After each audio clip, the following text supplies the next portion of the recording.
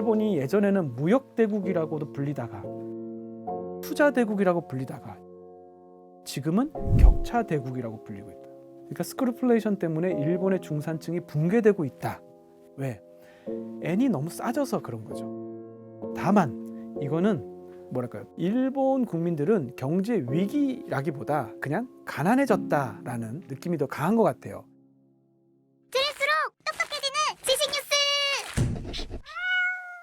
도쿄의 긴자 아시죠? 그 긴자에 롤렉스 전문점이 있습니다. 그 롤렉스 전문점에 강도가 들었어요. 백주 대낮에. 굉장히 충격적이었는데 범인을 잡고 보니까 10대 4명. 이 친구들이 전문 범죄 조직이 아니라 SNS에서 모집에 응모해서 그렇게 이제 강도 행각을 벌인 거죠. 그래서 일본 사회에 굉장히 충격을 줬는데 야미바이토라고, 야미가 어둠이고 바이토가 아르바이트라서 어둠의 아르바이트인데요. 일본의 그 경시청 범죄 통계에 따르면 일본에서 최근에 오히려 강력 범죄는 좀 줄어드는 편인데 최근에 가장 많이 늘고 있는 게 이런 야미바이토가 가장 많이 늘고 있고 대표적인 야미바이토가 오래오래 사기입니다. 전화를 걸어서 전화를 받으면 오래오래 이렇게 얘기합니다. 오래오래가 뭐냐면 나야 나 이겁니다. 보이스피싱. 그래서 보이스피싱을 일본어로 오래오래 사기라고 하는데 이 오래오래 사기가 대부분 그 젊은 친구들이 SNS에서 고소득 알바, 꿀 알바 이런 거 보고 지원해가지고 하는 거거든요. 최고 수준으로 지금 이 오래오래 사기가 보이스피싱이 범죄가 늘어나고 있다. 이게 무서운 게 한 번 하면 본인의 개인정보가 그 범죄 집단에게 노출이 되기 때문에 중간에 빠져나오기도 어려워서 그래서 이제 일본 사회에서 굉장히 큰 문제가 되고 있습니다. 한국 외대에서 일본 경제를 가르치고 또 연구하고 있는 이창민이라고 합니다. 반갑습니다. 거기에 더해서 굉장히 충격적으로 지금 받아들여지고 있는 게 일본 여성들의 해외 매춘. 얼마 전에 그 경시청이 적발한 한 범죄 집단이 있었는데 일본 여성 한 200~300명을 3년 동안 미국, 호주, 캐나다 영어권에 성매매 여성 알선을 한 거예요. 이것보다 이제 가장 일본 사회를 어떤 충격에 빠지게 했던 거는 한국의 원정 성매매를 왔던 일본 여성들입니다. 지난 이제 5월이었죠. 서울에서 일본인 여성의 원정 매춘을 알선했던 한국인 업자 4명이 검거가 됐고 또 거기에 같이 있던 일본인 20대 여성 3명도 같이 이제 검거가 됐었는데요. 다이아몬드라고 하는 일본에 굉장히 유명한 주간지가 있습니다. 거기 기사를 소개를 하면 크게 3가지 반응이다. 처음에는 의심하는 반응, 그러다가 부정하는 반응, 3번째 체념하는 반응으로 이렇게 변하는데 처음에 이렇게 의심했다고 합니다. 이 기사는 우리 일본을 깎아내리기 위한 반일 조작 뉴스다, 이거 가짜 뉴스다 하고 의심을 하는 사람들이 많았는데 시간이 지나면서 이거는 말이 안 된다. 일본에서 어떤 한국 여성들이 매춘을 하다 걸린 거는 이해할 수 있어도 어떻게 한국에서 일본 여성이 매춘을 하다 걸린 게 말이 되냐 부정하기 시작하고 맨 마지막에 가서는 한국가라 시타니 미라레루 도코로마데 텐라크 시테이루. 근데 이게 무슨 말이냐면 심지어 한국조차 아래로 깔보는 나라로 전락해버렸다. 그러니까 일본 사회가 이 사건을 얼마나 충격적으로 받아들이고 있는지 잘 알 수 있는 대목이죠. 사실 안타까운 얘기지만 국제 노동 이동이란 측면에서 봤을 때 이런 매춘 여성들은 가난한 나라에서 부자 나라로 이동을 합니다. 상황이 이렇게 된 데는 가장 그 기저에는 뭐가 있냐면 청년 빈곤 문제가 있습니다. 일본은 이제 가난한 나라가 됐다 이런 얘기도 좀 나오는 것 같은데 일본이 지금 얼마나 심각한 경제 위기를 겪고 있는지 궁금합니다. 네, 일본이 세계 2위의 경제대국에서 세계 3위의 경제대국으로 떨어진 게 2010년입니다. 중국하고 자리바꿈을 했죠. 그런데 작년에 독일하고 또 자리바꿈을 했어요. 독일이 세계 3위가 되고 일본이 세계 4위가 됐습니다. 계속 떨어지고 있죠. 이렇게 떨어진 데에는 엔이 너무 싸져서 그런 거죠. 일본의 엔저가 실질 실효 환율로 보면 지금 1970년대 수준까지 떨어져 있습니다. 과거 어느 때보다 엔의 가치가 낮다는 얘기죠. 심지어 독일도 지금 별로 경기가 좋지 않아요. 독일 경제 위기라고 하는데 그런 독일보다도 일본이 더 가난해진 거죠. 그래서 그게 지금 일본 국민들은 굉장히 충격적으로 그 사실을 받아들이고 있고 또 한 가지는 일본이 가난해졌다라고 느끼는 피부로 와닿는 가장 큰 상실감, 박탈감은 외국인 관광객들입니다. 최근에 일본에 가서 봤더니 인바운동이라는 메뉴가 생겼어요. 인바운드가 외국인 관광객들, 그다음에 동이 이제 돈부리라고 해가지고 덮밥, 그 두 개 합친 겁니다. 외국인 관광객들을 위한 덮밥. 근데 이 인바운동은 싼 게 한 5, 6천 엔, 비싸면 한 15,000엔쯤 합니다. 그러니까 5, 6만 원부터 한 15만 원 정도까지 해요. 그래서 처음에 이 인바운동이 나왔을 때는 사람들이 이거는 외국인 차별이다, 이중 가격제다, 왜 외국인한테만 비싼 가격을 받느냐. 그래서 그 당시에는 아니 외국인한테만 받는 게 아니고 내국인도 살 수 있다, 외국인 분들이 원하는 어떤 퀄리티를 맞추기 위해서 이렇게 만들었다, 뭐 이랬는데, 재밌는 거는 외국인들이 그 인바운동을 먹어보고 이 정도 퀄리티 이 가격이면 메이크 센스 하다, 이렇게 된 거예요. 그 모습을 보고 일본인들은 더 충격을 받은 겁니다. 왜? 일본에서는 1,500엔짜리도 고민하면서 먹어요. 1,500엔 너무 비싼데 한 끼 1,500엔? 그런데 외국인은 15,000엔짜리 10배나 비싼 인바운동을 먹으면서 굉장히 리즈너블하고 가성비 좋다, 이런 얘기를 하니까 거기서 오는 상대적 박탈감은 굉장한 거죠. 사실은 이제 더 중요한 것은 이 엔저가 진행되면서 일본의 빈부격차가 점점 확대되고 있다는 겁니다. 지금 최근에 일본에서 중요한 그 키워드 중에 하나가 스크루플레이션이라는 게 있어요. 스크루라는 말이 쥐어짜다라는 뜻이거든요. 스크루. 그다음에 플레이션이 인플레이션인데, 스크루플레이션은 물가가 상승해서 중산층의 가처분 소득이 쪼그라들고 있어서 중산층의 빈곤화가 진행되는 현상이라고 이해하시면 됩니다. 그러니까 스크루플레이션 때문에 일본의 중산층이 붕괴되고 있다. 실제로 일본 가구의 소득 분포의 중위값을 보면 1994년에 505만 엔이었습니다. 그런데 25년이 지난 2019년에는 375만 엔으로 130만 엔 내려갔어요. 그러니까 25년 동안 130만 엔 줄어든 거죠. 그 정도로 일본의 중산층의 주머니가 굉장히 얇아졌다는 겁니다. 거기에 더해서 2022년 러시아 우크라이나 전쟁 때부터 슈퍼엔저가 더 가속화되면서 이 빈부격차가 점점점 더 확대되고 있습니다. 일단 자산부터 보면 엔저가 되면서 기업들의 수익이 개선돼서 주가가 많이 오른 측면도 있거든요. 그런데 일본에서 주식 투자는 부자들이 하는 거예요. 그리고 고령층이 합니다. 물론 최근에 주린이라고 해서 일본도 젊은 친구들이 주식시장에 많이 들어왔는데 이미 주가가 많이 상승한 다음에 들어왔습니다. 소위 말하는 상투를 잡은. 부동산도 마찬가지입니다. 일본의 지금 도쿄의 부동산이 굉장히 많이 올랐는데요. 80년대 버블 때하고 약간 차이가 있습니다. 버블기에는 토지 신화라고 해서 토지 가격이 굉장히 많이 올랐어요. 땅값이. 그런데 지금 일본의 부동산 상승장을 이끌고 있는 거는 만션. 특히 도쿄의 역세권이나 1급지에 있는 고급 맨션들이 이 일본의 부동산 시장 상승을 견인하고 있어요. 그런데 이 도쿄의 1급지에 있는 고급 맨션은 전부 다 부자들이 소유하고 있습니다. 아니면 외국인 투자자들이 투자 목적으로 가지고 있는 게 많죠. 그러니까 주가가 상승하고 부동산 가격이 상승해도 중산층은 전혀 좋을 게 없어요. 부자들이 더 부자가 된 거죠. 게다가 소득 격차도 점점 벌어지고 있습니다. 엔저가 되면서 돈을 제일 많이 번 건 해외에 생산 기지가 있거나 수출하는 대기업들이에요. 중소기업들은 오히려 비싼 원자재를 수입해서 이걸 가지고 물건을 만들어야 되기 때문에 경상이익이 줄어들었죠. 그렇다 보니까 임금 인상에 있어서도 대기업들은 큰 부담 없이 임금을 올릴 수 있었는데 중소기업들은 사실 울며 겨자 먹기식으로 올리지 않으면 인력을 뺏기니까 올릴 수밖에 없었고, 춘투에서 임금 인상률이 제가 5.1%라고 말씀드렸습니다만, 이 춘투의 이 대상 자체가 대기업으로서 노조를 가지고 있는 기업들의 모임이에요. 그러니까 노조조차 없는 중견 중소기업은 아예 춘투의 대상이 아닙니다. 그러니까 5.1%는 어떻게 보면 대기업들의 잔치, 그런 상황이 이어지다 보니까 월급 격차, 소득 격차 점점 벌어지고 있죠. 그 세계 불평등연구소의 데이터베이스에 따르면 2022년 기준으로 일본의 소득 상위 10%가 일본 소득 전체 44%를 가지고 있습니다. 그런데 이게 G7 국가 중에서 2위에 해당하는 겁니다. 1위는 미국이에요. 미국은 소득 상위 10%의 사람들이 48%의 소득을 가지고 있습니다.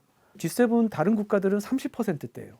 그만큼 일본이 굉장히 소득 불평등도가 심해졌고, 한때 1960년대 70년대 일본이 1억 총중류 사회라고 불렸습니다. 중산층이 1억이나 된다, 가장 평등한 선진국이다라고 이야기를 했었는데 지금은 가장 불평등한 선진국 중에 하나가 됐어요.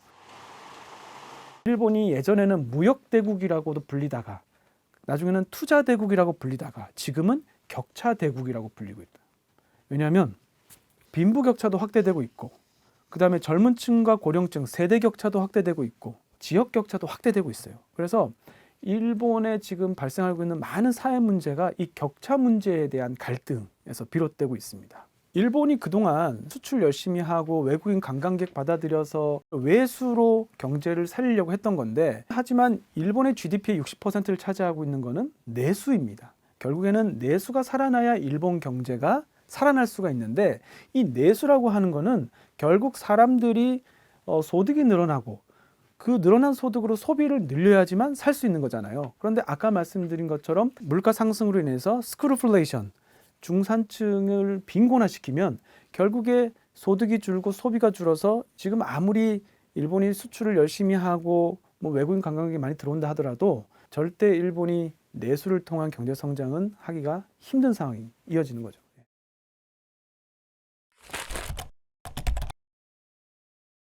사실은 일본 경제 나쁘지 않습니다.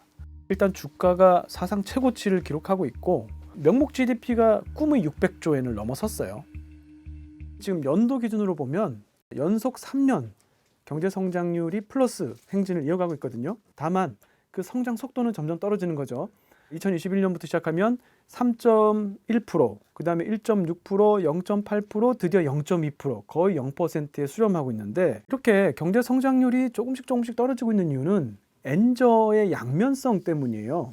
엔저가 됐을 때 초기에는 단점보다 장점, 포지티브한 요소들이 더 많았습니다. 왜냐하면 일본 기업들은 지금 전 세계에 진출해서 해외 생산 기지를 만들고 있기 때문에 거기서 생산하고 거기서 판매하면 달러를 벌어들이고 그 달러가 엔으로 환전이 되면 엔저일 때는 엔 환차익이 발생하니까 기업의 영업이익도 늘어나고 그 다음에 수출 대기업 같은 경우는 엔저니까 수출이 더 잘 되겠죠. 그러니까 굉장히 일본 경제에 플러스 효과가 있었는데 이 엔저가 점점 길어지다 보니까 결국에는 수입 물가가 상승해서 실질 임금도 줄어들고 실질 소득 줄어들고 결국에 소비 위축이 일어나는 거거든요. 아까 말씀드린 것처럼 일본 GDP의 56% 거의 60%를 차지하는 게 소비이기 때문에 소비가 줄어들면 결국에는 장기적으로 봤을 때 이 일본 경제가 성장하기는 굉장히 힘든 거죠. 근데 그럼에도 불구하고 일본이 경기가 좋은 게 그 인바운드 소비가 굉장히 많이 늘었다고 아까 말씀드린 것처럼 그 인바운드가 외국인 관광객인데요. 올해 10월 기준으로 3천만 명 지금 왔습니다. 그런데 일본이 1964년 통계를 만든 이후로 외국인 관광객이 제일 많았을 때가 언제냐면 2019년 3,188만 명이에요. 그런데 벌써 올해 10월 달에 3천만 명 넘었고 한 달에 300만 명씩 들어오거든요. 올해 최고 기록 갱신하는 거죠. 그 정도로 외국인 관광객이 엄청나게 쏟아져 들어오고 이 사람들이 쓰는 소비가 굉장합니다. 그러니까 일본은 정말 과거 어느 때보다 경기가 활성화돼 있고 우리가 눈으로 볼 때 경기 굉장히 좋거든요. 경기가 그렇게 나쁜 건 아닌데 그러면 왜 일본 국민들은 가난한 나라가 됐다고 느끼느냐. 제가 볼 때는 일본 국민들은 경제 위기라기보다 그냥 가난해졌다라는 느낌이 더 강한 것 같아요. 제가 이거를 뭘로 비유를 드냐면 우리 그 불멍할 때 나무를 이렇게 집어넣고 토치로 불을 막 이렇게 피우잖아요. 한참 피우다가 이렇게 딱 봤을 때 불이 피는 건지 죽는 건지 그런 상태가 있습니다. 그래서 이제 부족하면 더 해야 되고 그런데 지금 일본 경제가 이 내수가 살아나면서 경기가 선순환 국면으로 들어가는 건지 어떤 건지 애매한 상황인 거예요. 분명히 엔저로 인해서 처음에 불은 지폈어. 토치로. 그런데 이게 토치를 사용하지 않더라도 내수가 살아나서 소비가 살아나고 그래서 기업의 영업이익이 늘어나서 기업들이 임금을 올리고 늘어난 임금을 바탕으로 다시 또 소비를 늘리고 하는 그런 선순환 구조가 정착됐는지 아닌지는 지금 현재 굉장히 애매한 그런 상태인 거죠.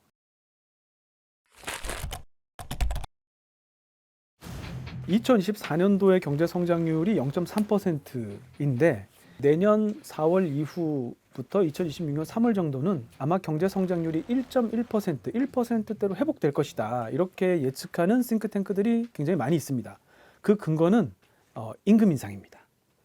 2023년에도 역대급 임금 인상을 했고 2024년에도 역대급 임금 인상을 했고 2025년에도 지금 렌고가 이야기하기로는 5%의 임금 인상을 할 거라고 얘기하고 있거든요. 그러니까 노동자 측에서도 5% 임금 인상을 예고하고 있지만 일본은 굉장히 드물게 기업 측과 노동자 측과 정부가 한마음 한뜻이 돼서 임금 인상을 해야 된다고 지금 이야기하고 있어요. 그래서 무난하게 아마 내년에도 5% 임금 인상이 실현이 될 것이고, 이렇게 3년 연속 역대급 임금 인상을 하면 결국에는 대기업뿐만이 아니라 중소기업까지도 임금 인상의 온기가 이제 전달이 되고, 실질 임금 상승률이 플러스로 전환이 되면 이제는 소비가 살아날 것이고 내수의 엔진이 돌기 시작하면서 2025년부터 본격적인 회복세에 들어갈 것이라고 그렇게 예측을 하고 있습니다. 다만 이거는 돌발 요소가 없을 경우에 그런 거고, 돌발 요소가 있을 수 있습니다. 뭐가 있냐면 미국이죠. 미국의 트럼프 대통령이 지금 내년에 취임하고 나면 분명히 관세 이야기할 거거든요. 중국에 60% 관세를 매기고 그 밖에 다른 나라에 10%에서 20% 관세 매긴다는 거잖아요. 일본에서 가장 신경 쓰는 거는 멕시코의 자동차 200% 관세를 매기겠다고 하는 트럼프 대통령의 발언입니다. 왜 이렇게 멕시코 관세에 신경을 쓰냐? 일본이 멕시코를 통해서 미국에 수출하는 자동차가 연간 한 150만 대쯤 돼요. 멕시코에 관세를 매기게 되면 자동차 한 대당 $8,000 이상 가격이 올라가게 됩니다. 일본 자동차가 안 팔린다는 소리죠. 완성 자동차뿐만이 아니고 미국의 그 자동차 부품 중에서 멕시코를 통해서 미국으로 들어오는 자동차 부품이 40%가 넘습니다. 그리고 대부분 일본 기업들이 관련돼 있죠. 지금 멕시코에 일본 기업들, 자동차 관련 기업들이 한 330개 이상 나가 있거든요. 만약에 트럼프 대통령이 이야기하는 관세가 실시가 되면 일본의 이 글로벌 밸류 체인, 자동차 산업 자체가 다 바뀌어야 돼요. 그런데 아시다시피 일본의 경제에 있어서 일본은 자동차가 굉장히 일본 경제의 중요한 핵심 산업이기 때문에 여기에 타격을 입으면 일본 경제 전체가 휘청할 수가 있는 거죠. 그런 변수가 있고, 이거보다 더 큰 변수는 트럼프 대통령이 이야기한 대로 공약대로 전부 다 관세를 부여하면 아마 미국의 평균 관세율이 17%가 넘을 겁니다. 그렇게 되면 미국의 인플레이션 압력이 높아지겠죠. 미국 사람들이 물건 살 때 관세만큼 가격을 더 지불해야 되니까 미국의 인플레이션이 높아지면 미국의 연준은 금리 인하가 아니라 인플레이션을 잡기 위해서 금리를 인상할 수도 있죠. 금리를 인상하게 되면 일본은 굉장히 곤란한 상황에 빠지죠. 왜? 작년 올해 일본이 계속 고민했던 게 바로 슈퍼엔저 상황인데, 그거는 미일 간의 금리 차가 벌어지면서 생긴 거거든요. 미국이 금리를 올리면 또다시 미일 간의 금리 차가 벌어지면서 일본은 슈퍼엔저 상황을 맞이할 수 있기 때문에 절대로 그렇게 돼서는 안 됩니다. 왜? 엔저가 되면 이건 일본의 중산층의 빈곤화로 이어진다. 그러면 일본 경제 회복은 더 늦어지는 거예요. 앞으로 엔저 상황 막아야 되기 때문에 내년에 금리 인상을 할 겁니다. 문제는 일본은행이 생각하는 금리의 최종 정착지가 1% 정도로 지금 예상하고 있는데, 그럼 남은 횟수가 많지 않아요. 두세 번입니다. 앞으로 두세 번 올리면 더 이상 쓸 수 있는 카드가 없고, 거기서 금리를 더 올리면 오히려 일본의 금융 긴축으로 인한 부작용이 더 클 수가 있기 때문에 사실은 그 부분이 일본 경제에 걱정스러운 파트라고 할 수가 있겠죠. 오늘 교양일을 부탁해는 여기까지입니다. 감사합니다.